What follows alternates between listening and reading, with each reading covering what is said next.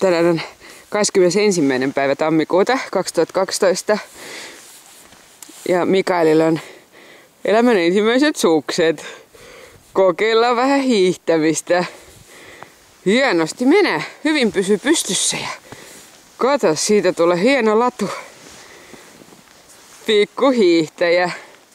Sitten nyt mittasuhteet näkyis. Tässä on lunta aika paljon. Takana on lumilinna, mikä on jäänyt lumen alle. Se pitää puhdistaa. Ja tässä on sitten autotallin mäki. Siitä voi sitten harjoitella kohta sitä hiihtämistä.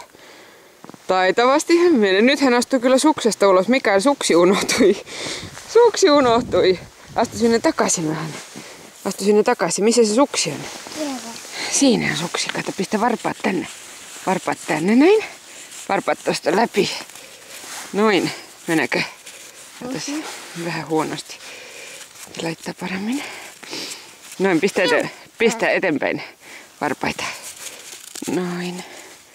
Sitten kiinni tästä. Laitetaan vielä liikaa kiinni.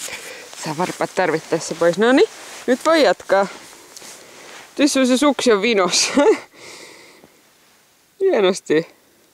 Semmonen pikku hiihto.